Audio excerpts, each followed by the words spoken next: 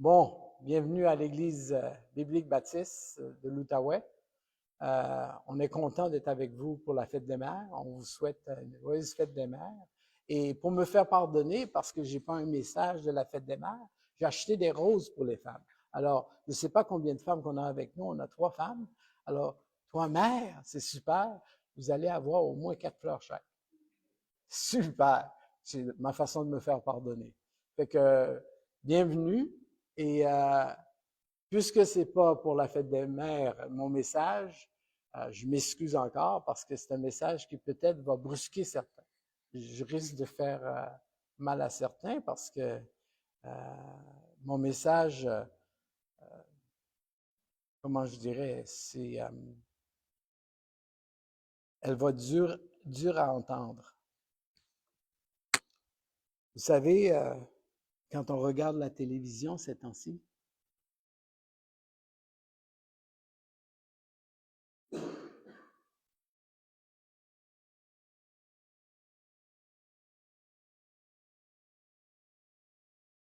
quand on regarde la télévision ces temps-ci, des images comme ça, je sais pas, oups, si vous voyez comme faux, il est en background, là, on voit des avions de guerre presque tous les jours, hein? Presque tous les jours. Je veux dire, il n'y a pas de jour qu'on ne voit pas de guerre. Est-ce que vous êtes d'accord avec moi? La guerre est constamment à la télévision. Puis, je me pose la question, pourquoi ces guerres? Pourquoi les guerres? On va répondre à ça aujourd'hui. On va trouver une réponse peut-être qu'on n'aime pas, là. Pourquoi il y a la guerre? Puis on va dire au Seigneur, ben, on va faire la paix avec lui. Euh, la racine des guerres humaines.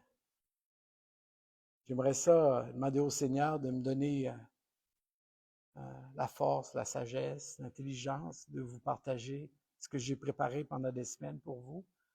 Fait qu'on va prier 2 secondes, puis on va demander au Seigneur sa grâce pour que vous aussi, le Saint-Esprit puisse travailler dans vos cœurs et vous permettre de recevoir ce message-là, parce que ça risque d'être un message qui est dur à recevoir, là. Fait que prions Seigneur. Seigneur, on est encore devant toi pour t'implorer, pour t'invoquer, pour te demander pardon, pour te demander ta grâce, pour te demander, Seigneur, que tu sois sanctifié, Seigneur, que ton règne vienne. Seigneur, c'est ton règne qu'on veut qu'il vienne.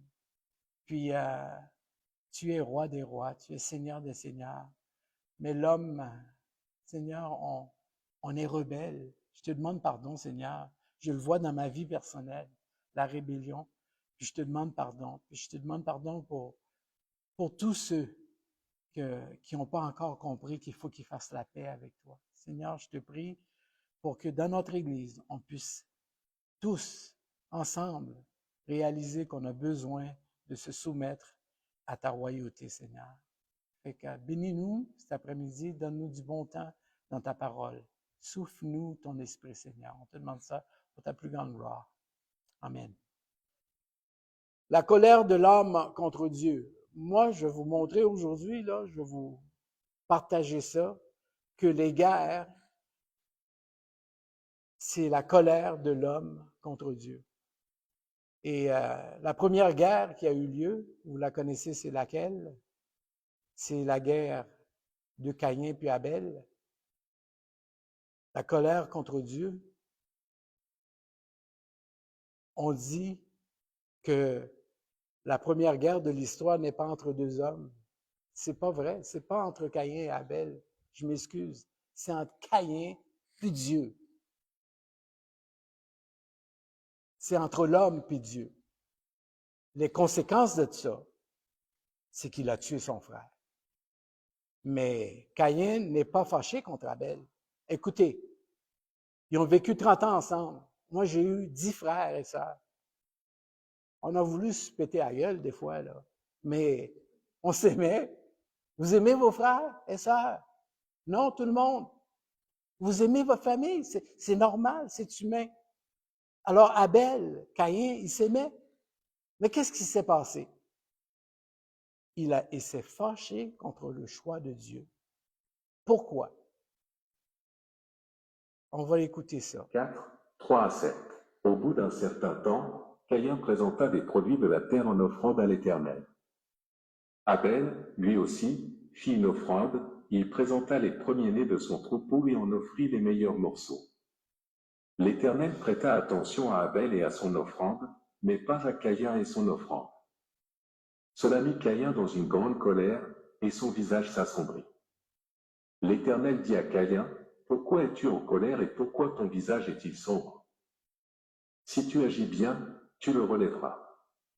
Mais si tu n'agis pas bien, le péché est tapis à ta porte, son désir se porte vers toi, mais toi, domine-le. On voit bien que Caïn, il l'a pas dominé, hein, parce qu'il a tué son frère. Et moi, je me pose la question, il a tué son frère parce que Dieu n'avait pas accepté son choix à lui. Mais ce que Caïn n'avait pas compris, là, c'est que l'homme, par ses œuvres, ne peut rien offrir à Dieu. Il n'y a rien que Caïn aurait pu faire avec la terre pour amener quelque chose qui plaisait à Dieu. Il pouvait pas. Il pouvait pas. L'œuvre d'un homme n'est pas assez. Même s'il avait pris le plus grand nombre de fruits, le plus grand nombre de patates, de concombres que tu veux, c'est les produits de ses mains. C'est l'œuvre de l'homme. Je pense que Caïn aurait dû faire, Abel, mon frère, tu me vendrais-tu un agneau? Je vais te donner plein de récoltes, mais donne-moi un agneau. Je pense qu'il aurait compris, parce que Abel avait compris. Abel avait vu que ses parents, pour cacher leur péché, leur nudité, ça avait pris un sacrifice vivant. Puis Abel, il avait comme catché. Moi, ma vie dépend de la vie de cette brebis. Faut que je donne une brebis à l'Éternel. C'est vie pour vie. Faut que je donne le sang. Faut que je verse le sang pour que Dieu me pardonne à place de mon sang. Abel avait compris que Jésus, c'était l'agneau de Dieu qui efface le péché du monde. Oh, il savait pas ça, mais il pointait vers ça. C'est ça que ça commençait à nous dire, que ça prend une vie pour notre vie. Et voilà où ce que la guerre a commencé. Quand Caïn n'a pas compris que par ses œuvres, il ne peut pas plaire à Dieu. Il ne pouvait pas plaire à Dieu. Et il s'est fâché contre Dieu. Et qu'est-ce que ça a fait? La violence a été directe envers son frère. Qui fait que le premier meurtre est né d'une frustration spirituelle, pas d'un conflit humain. Il aimait son frère. Même qu'on sait qu'il aimait son frère parce qu'après, quand il a fait l'acte, si vous lisez tout le livre de Genèse, là, vous allez voir que Caïn dit, mais moi, j'ai peur. Je vais me faire tuer là, parce que j'ai tué mon frère. Puis non, la violence horizontale, ça vient toujours d'une rébellion verticale, une rébellion envers Dieu. Et quand Caïn a compris ça, savez-vous, Dieu ne l'a même pas battu. Dieu ne l'a même pas tué. Hein? No capital offense. Dieu ne l'a pas condamné. Dieu l'a protégé. Il a mis une marque dessus. Puis il a dit, il n'y a personne qui va te tuer. Dieu ne l'a pas tué. Caïn est parti. Il était faire des enfants. Puis il fuyait. Toujours en colère contre Dieu. Parce qu'il n'avait pas pris son choix. La violence humaine n'est que la conséquence visible d'un cœur en rébellion contre Dieu. Puis vous allez voir, doucement pas vite, je vais vous montrer ça, que c'est ça qui se passe. Lémec, son fils, la violence commence non seulement à être assumée, mais ça commence à être glorifié. Alors, Genèse 4, 19, 23, 24, les mecs se vantent, ils se vantent. Ils se vantent d'avoir tué un homme puis un jeune homme pour juste une blessure qu'il a eue. Ils se vantent de ça, puis il amplifie ça. Écoutez ça. Genèse 4, 19. Lémec prit deux femmes, le nom de l'une était Ada, et le nom de l'autre Tsia. Versets 23 à 24. Lémec dit à ses femmes, Ada et Tsia, écoutez ma voix. Femmes de Lémec, écoutez ma parole. J'ai tué un homme pour ma blessure et un jeune homme pour ma meurtrissure. Caïn sera vengé 7 fois et Lémec 77 fois. Laissez-moi vous suggérer que les mecs, là, il était en rébellion avec Dieu.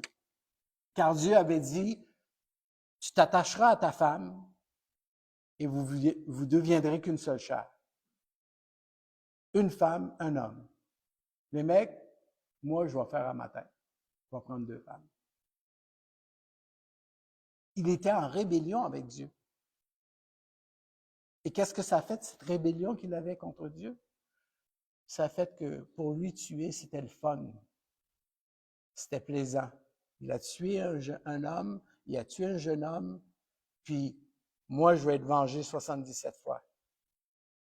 Je ne sais pas si vous connaissez les chiffres un peu dans la Bible, là. 7, là, c'est le chiffre parfait de Dieu. Il fait souvent les choses en 7.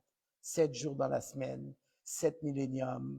7, c'est un chiffre qui cumule la perfection. Qui fait que quand les mecs disent « je vais être vengé 77 fois », il voulait dire que moi, là, je vais être vengé à mort, comme qui dirait un Québécois. La violence devient culturelle à partir de Lémec. La violence devient normale, devient justifiée. La colère de Dieu devient une culture de mort. Quand on se met en colère contre Dieu, qu'est-ce qui se passe? On tue. On tue pour solutionner nos problèmes. On va regarder la corruption avant le déluge. Avant le déluge, l'homme refuse la limite de Dieu. L'homme est rebelle à Dieu. Et voilà le problème. Écoutez bien ce qu'on va entendre là. 6, 1 à 3. Quand les hommes commencèrent à se multiplier sur la terre et qu'ils eurent des filles, les fils de Dieu virent que les filles des hommes étaient belles, et ils prirent pour femmes celles qu'ils choisirent parmi elles. Alors l'Éternel dit, Mon esprit ne va pas lutter indéfiniment avec les hommes à cause de leurs fautes. Ce ne sont que des créatures terrestres. Je ne leur donne plus que 120 ans à vivre. Cette histoire-là, là, c'est pas une histoire positive, là. Les fils de Dieu, là, qui s'en vont vers les femmes, là, c'est pas des hommes, ça. Ça, c'est sûr que c'est pas des hommes. Je vous dirai pas c'est qui que je pense qu'ils sont, là. Mais les fils de Dieu, là, pensez pas que c'était bien, là. Puis que les femmes ont accueilli ça, là. On vit dans un pays où ce que le féminisme est grandissant. Je comprends pas que les femmes ont accepté d'être doubles avec les mecs. Je comprends pas ça. Mais là, les femmes acceptent de coucher ou de procréer avec des créatures. Je vous dirai pas qui que je pense que les fils de Dieu sont, mais c'est pas des hommes. Puis Dieu était pas content. Dieu était pas content là de la situation. Tellement pas content qu'il a dit, moi là, je laisserai pas l'homme vivre plus que 1000 ans. Non. Plus que 100 ans? Non. 120 ans? OK. Pas plus. À partir de là, l'homme a commencé à chuter. Ça, c'est avant le déluge, ça. C'est avant le déluge, là. Je vais vous dire qu'est-ce que certains théologiens disent à propos de ce temps-là, cette époque-là. Ils disent que c'était une tentative satanique de corrompre l'ADN humain. Ces créatures-là qui se sont accouplées avec les femmes. Et dans la mythologie, on entend toutes sortes de choses, des demi-hommes, demi-bêtes, des créatures qui sont moitié taureau, moitié humain, moitié... On entend toutes sortes de choses. On n'est pas obligé d'aller loin de ça. Mais c'était rendu grave. L'ADN humain était en péril. Savez-vous pourquoi? Parce que Satan savait que ce serait la semence de la femme qui l'écrasera à la tête un jour. Fait que si je peux pourrir ça dès le début, je vais le faire. Moi, je crois que c'est vrai. J'écoute les théologiens, là, puis je dis, oui, c'est possible. Satan voulait détruire la lignée humaine. Fait que ça, c'est avant le déluge, ça. Le déluge maintenant. Au déluge, je dois vous dire que si ça a commencé par des les grands géants, là, les grands noms, les grands héros là, d'autrefois qui commençaient à peupler la terre, qui n'étaient pas des humains, là, c'était des produits humains. Le déluge, là, c'était tellement grave, là. Je veux juste que vous réalisez que si Dieu dit, moi, là, je suis plus capable, là. Je suis plus capable de sentir l'homme, là. Ce qu'il fait, là, je suis plus capable. Dieu dit, je vais nettoyer la terre. Et c'est pas par caprice. Dieu fait pas ça par caprice, là. Mais parce que l'homme a détruit l'image de Dieu en lui. L'image de Dieu qui était dans l'homme, il commençait à le détruire. On reconnaissait plus les hommes. Ils étaient rendus des bêtes, bestiaux. Puis Dieu a dit, il faut que j'efface l'homme de la planète. Écoutez ce que les prophètes Jérémie disent. 17, 9 et 10. Le cœur est tortueux plus que toute autre chose, il est incurable, qui pourrait le connaître? Moi, l'Éternel, moi, je sonde les cœurs, je scrute le tréfonds de l'être pour donner à chacun ce que lui auront valu sa conduite et les effets de ses agissements. Psaume 14, 1 à 3. Les insensés pensent, Dieu n'existe pas, ils sont corrompus, leurs agissements sont abominables, et aucun ne fait le bien. Du ciel, l'Éternel observe tout le genre humain, reste-t-il un homme sage qui s'attend à Dieu? Ils se sont tous égarés, tous sont corrompus, et aucun ne fait le bien, même pas un seul. Là, le verdict de Dieu. Je regarde le genre humain, homme, femme, tout ce qu'il y a. Et je dis, il n'y a pas un qui fasse le bien, pas même un seul. Il faut que je nettoie. Je vais repartir avec un reste. Je veux que vous réalisez que Dieu a toujours comme un reste. Il y a toujours un reste dans le plan de Dieu qui font le bien. Noé et sa famille, c'était des croyants. C'était Noé, une femme, puis des enfants. Puis il voulait faire la volonté de Dieu. Il écoutait la parole de Dieu. Il écoutait le Seigneur. Il écoutait ce que le Seigneur leur demandait.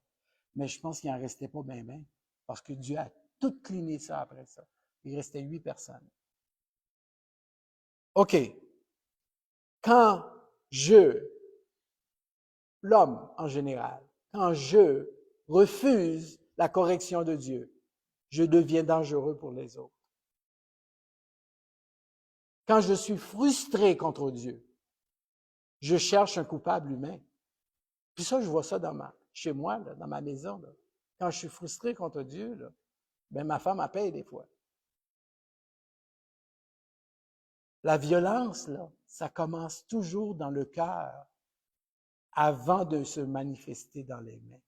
Et cette colère, c'est toujours dirigé vers Dieu. C'est pas facile à avaler. Hein? C'est dur à avaler, ça. Je pense que peut-être certains d'entre vous, vous l'avalez, là, parce que vous lisez votre Bible. Mais le monde du dehors, là, je leur dirais ça, là.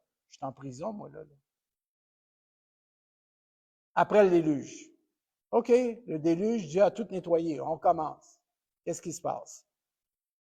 On va regarder Babel, puis les rois, les guerres. Les guerres entre les nations ne viennent pas des différences culturelles, ne viennent pas de la haine de frères et frères, mais la colère de l'homme contre la souveraineté de Dieu. C'est encore la colère de l'homme. Je vais vous dire quelque chose. Je prends 2 minutes pour vous expliquer ça. Là. Qu'est-ce que je veux dire par là? Moi, j'ai beaucoup voyagé. Je ne sais pas si vous avez beaucoup voyagé. J'ai travaillé 3 ans en Chine. J'ai enseigné les Chinois. 3 ans. Mes meilleures années d'enseignement. Mes meilleurs élèves. J'en avais 72 dans une classe, là. Puis ça levait la main, puis j'avais pas de problème de comportement, là. 72 dans ma classe. Donc, Pendant 3 ans, j'ai aimé enseigner les Chinois. Je- J'avais une petite qui s'appelait Maria. Je l'avais 4 fois par semaine parce que je l'enseignais un cours de sciences, je pense. Puis, à chaque rencontre de la semaine, écoutez bien ça, là. Je mens pas. Devant le Seigneur, je mens pas. À chaque période, elle m'amenait un petit bonbon chinois, une petite surprise chinoise. Des fois, il était pas bon. Leurs bonbons, des fois, là, ils ont des drôles de bonbons, les Chinois. Il y a des bonbons, je mettais dans ma bouche, je jetais ça assez vite. Mais la gentillesse qu'elle avait, là, j'étais obligé de dire, Maria, je te donnerai pas des meilleurs points, là, parce que tu me donnes des petits cadeaux, là, à chaque cours, là. Elle dit, non, non, c'est parce que je vous aime, monsieur. C'était sincère. Est-ce que vous pensez que je veux tuer les Chinois? Je les aime, les Chinois. J'ai perdu 20 livres là-bas. Puis je mangeais vraiment, comme on dit aux Québécois, comme un cochon. Je mangeais tout. Mais c'est tellement fait de légumes puis de toutes sortes de choses que j'ai perdu du poids. Je veux tuer les Chinois? Non. Savez-vous quoi? J'ai travaillé 1 an en Arabie Saoudite. Puis je vous avoue que j'aime pas les musulmans. J'aime pas leur religion. J'aime pas leur culture. Mais quand j'étais là, je me suis fait des amis. Puis un de mes meilleurs amis, Adnan, il est devenu comme un ami. S'il était proche de moi aujourd'hui, là, je serais tout le temps avec lui. Il était crevant, il me faisait rire. Dans un pays où tu n'as pas le droit à la musique, lui, il mettait ça, blastait ça dans son char, là, puis on se promenait, puis moi, j'étais là, fais pas ça, moi, ma tête va pas ça au cash, là. Puis Adnan, lui, il nous aimait tellement qu'à chaque fois qu'il nous amenait dans son magasin, il y avait un magasin, il nous donnait des légumes gratuits, de la bouffe gratuite. Tellement venu attaché à nous que Adnan a fini par partager notre villa avec nous. Là-bas, tu ne loues pas un appartement tout seul. Tu loues une villa avec d'autres profs. On était 5 profs, il y avait 6 chambres. Adnan est venu habiter avec nous. Moi, j'haïs les musulmans? Non. J'aime pas la religion, mais les musulmans, je les aime. Je l'aimais, Adnan, puis j'y prêchais Jésus. Il comprenait pas. Jésus, c'était un bon gars. Mais il comprenait pas. Mais est-ce que j'haïs les Mexicains? Je vais au Mexique là, 1 fois par année, des fois, puis j'ai du plaisir avec José, là. Il m'amène au meilleur restaurant qu'il n'y a pas. Le gars, il m'aime, dès que j'arrive, il m'amène dans les meilleurs restaurants qu'il n'y a pas. Moi, j'haïs les Mexicains? Non. J'haïs les Dominicains? Je vais constamment en République dominicaine. J'ai même des familles là-bas que je suis tellement touché de leur pauvreté que je les supporte. Est-ce que l'homme saillit entre lui? Est-ce qu'on saillit entre nous autres? Est-ce que vous avez cette expérience-là avec d'autres peuples comme moi? Est-ce que vous avez l'expérience d'aimer les autres peuples? On les aime, les autres peuples. Mais pourquoi il y a la guerre? C'est pas parce qu'on n'aime pas notre prochain. C'est parce que Dieu est là pour nous dire quoi faire, pour nous dire comment marcher, pour nous dire comment vivre. On veut rien savoir. L'homme veut annuler la décision de Dieu. Un petit rappel, on va faire un petit rappel avant que je vous partage mon texte. 19, 1 à 4. Dieu bénit Noé et ses fils, il leur dit, soyez féconds, multipliez et remplissez la terre.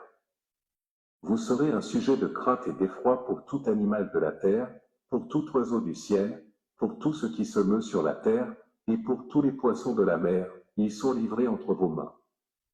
Tout ce qui se meut et qui a vie vous servira de nourriture. Je vous donne tout cela comme l'herbe verte. Seulement, vous ne mangerez point de chair avec son âme, avec son sang. Pas dur, hein? Les consignes. Hey, dispersez-vous sur la terre, puis peuplez la terre. C'est pas dur, la consigne. Mais non, l'homme, il est rebelle à Dieu. C'est dans sa nature. Dieu a dispersé les hommes pour leur bien. Allez, sur toute la terre. Mais qu'est-ce qu'ils ont fait, les hommes? 11, 1 à 4. À cette époque-là, tous les hommes parlaient la même langue et tenaient le même langage. Lors de leur migration depuis l'Est, ils découvrirent une vaste plaine dans le pays de Shinéar et y s'y établirent. Ils se dirent les uns aux autres, allons, moulons des briques et cuisons-les au four. Ainsi ils employèrent les briques comme pierre et le bitume leur servit de mortier. Puis ils dirent, allons, construisons-nous une ville et une tour dont le sommet atteindra le ciel, alors notre nom deviendra célèbre et nous ne serons pas disséminés sur l'ensemble de la terre. Hein? C'était quoi leur mission? Aller peupler la terre. Qu'est-ce qu'ils ont fait? Oh non, on va faire les Nations unies. On va annuler la volonté de Dieu. On va aller au ciel par notre propre moyen. Et on va régner sans Dieu. L'homme est rebelle. Et c'est pour ça qu'il y a des guerres. Parce que c'est contre l'Éternel qui rebelle. Vous allez le voir. La première idéologie mondiale, nous n'avons pas besoin de Dieu. Unissons-nous aux Nations unies.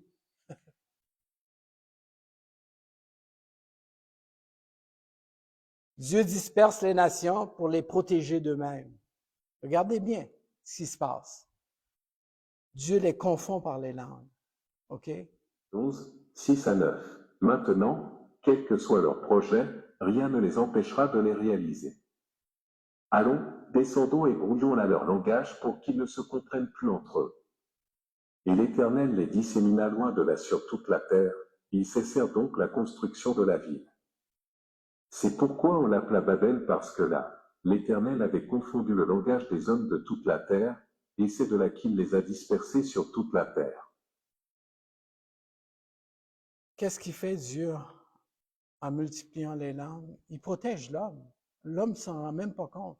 Il le protège. Il les divise pour qu'ils ne puissent pas aller à leur fin, s'autodétruire. Il empêche une rébellion mondiale. Il met une limite à la folie humaine. Babel, c'était confusion. Il a confus les hommes pour leur propre bien. Dieu agit encore pour l'homme, dans son bien. Mais qu'est-ce qu'ils font? Ben, ils se mettent en colère contre Dieu encore.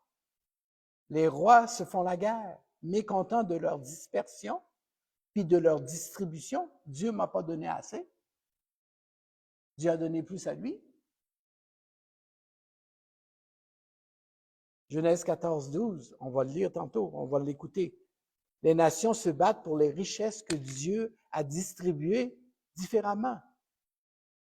Puis la guerre naît de la jalousie envers la distribution divine. Encore là, ils sont choqués après Dieu. L'homme dit, Dieu ne m'a pas donné ce que je voulais, je vais le prendre. Il m'a donné juste une femme, j'en veux deux. Genèse 14, 10 et 11. Ils étaient 4 rois contre 5. Les rois de Sodome et de Gomorrhe prirent la fuite. Or, il y avait dans la vallée de Siddim beaucoup de puits de bitume, et des fuyards y tombèrent. Les rescapés s'enfuirent dans la montagne. Les vainqueurs s'emparèrent de tous les biens de Sodome et de Gomorrhe, ils prirent toutes leurs réserves de vivres et s'en allèrent. Hein? Pas contents de ce qu'il y avait, ils ont volé tout ce qui était aux autres. Encore là, c'est contre Dieu qu'ils se sont choqués. Parce que Dieu n'avait pas distribué comme il faut. Dieu n'avait pas donné autant à moi qu'à lui. Et vous savez, les nations se battent aujourd'hui parce qu'elles refusent la souveraineté de Dieu. C'est encore la même chose. Quand je refuse ma portion, là, je convoite celle des autres. Quand je refuse ce que Dieu m'a donné d'intelligence ou de richesse ou de capacité physique, je ne cours pas comme Ben Johnson, puis gloire à Dieu. Mais est-ce que c'est tout le monde qui pense comme ça? Je pense que l'homme ne s'en rend même pas compte qu'il est ennemi avec Dieu, qu'il est en colère contre Dieu. Puis les guerres que nous voyons, c'est la colère de l'homme qui se manifeste contre Dieu. Ce n'est pas contre leurs frères. Là. Les peuples américains qui sont en voyage dans ces pays-là, Ils se battent contre d'autres pays, les mêmes pays. Tous les pays se battent entre eux autres, la Russie contre l'Ukraine. Est-ce que c'est parce que... Savez-vous quoi? Ils parlent la même langue. Savez-vous quoi? Ils sont de même origine.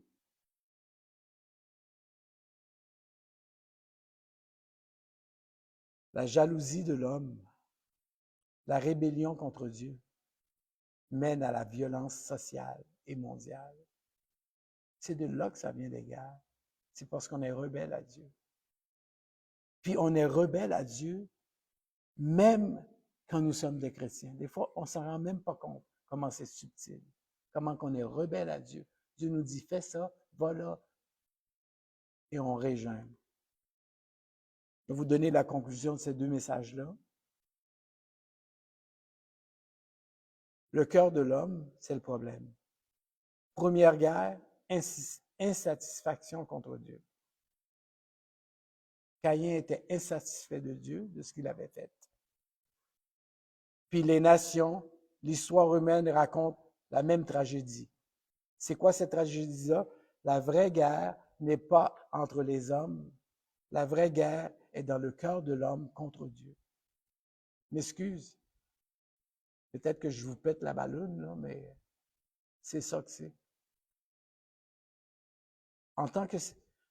Et tant que cette guerre-là va durer, la guerre de l'homme contre Dieu, aucune autre guerre va être réglée.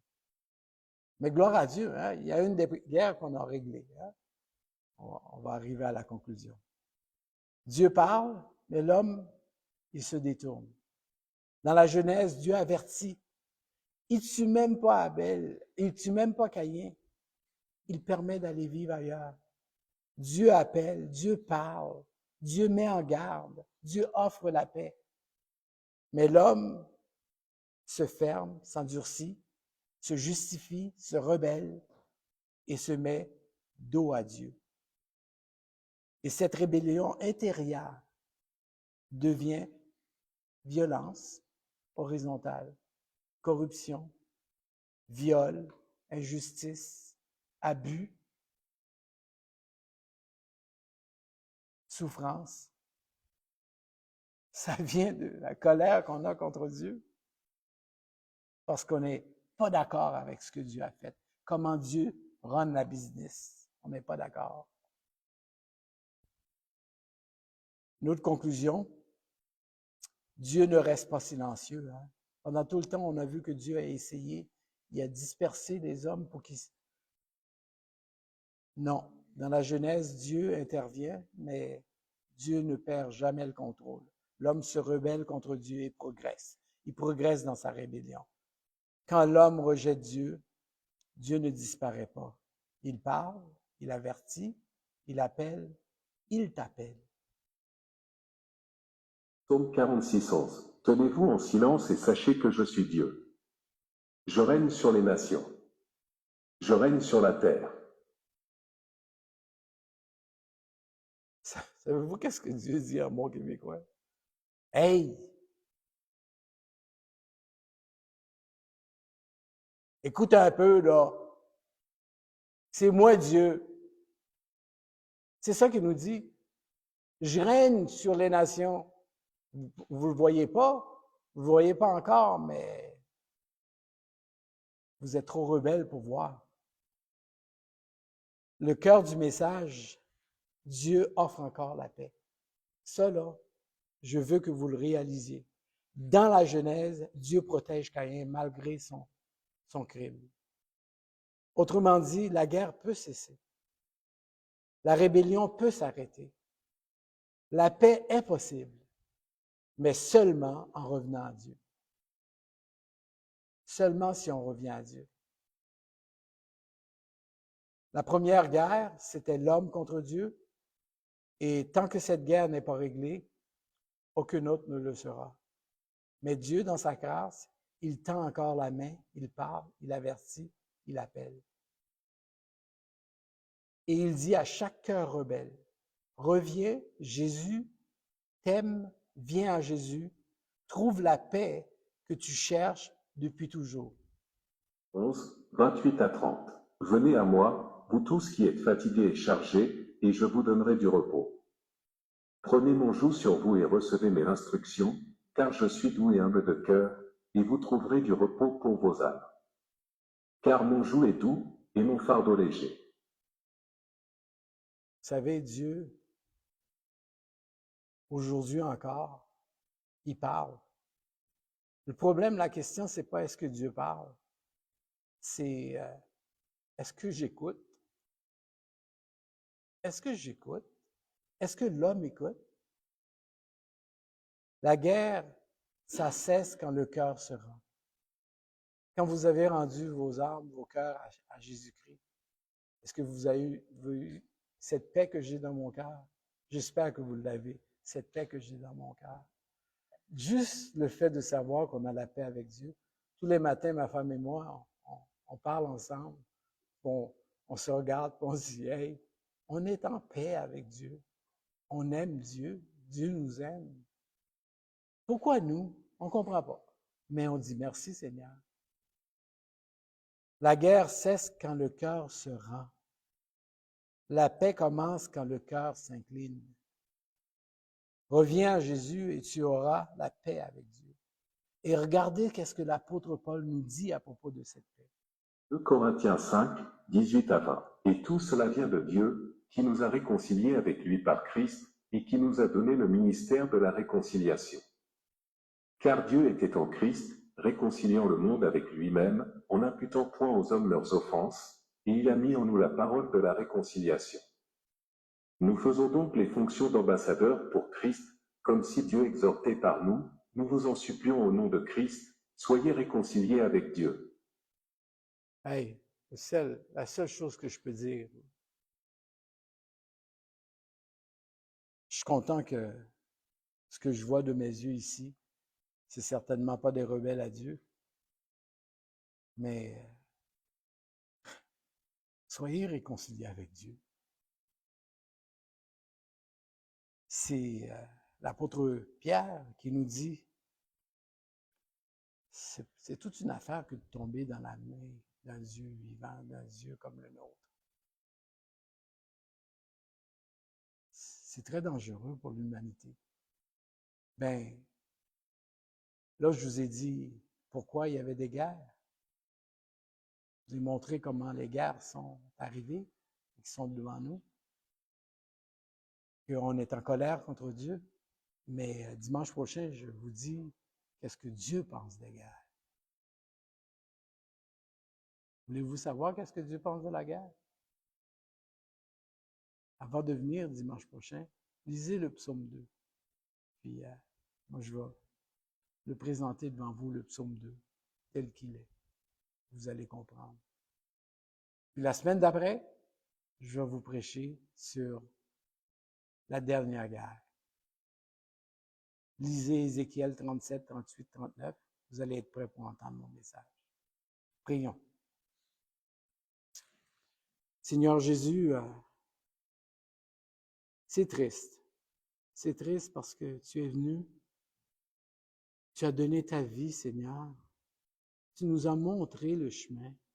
Tu nous as montré qui était Dieu, juste par la façon que tu aimais les non-aimés, comment tu as pardonné, comment tu as guéri, comment tu t'es donné toi-même, Seigneur. Tu t'es humilié jusqu'à la mort de la croix pour que nous ayons la paix avec toi, pour que nous ayons la paix avec le Dieu saint, le Dieu 3 fois saint.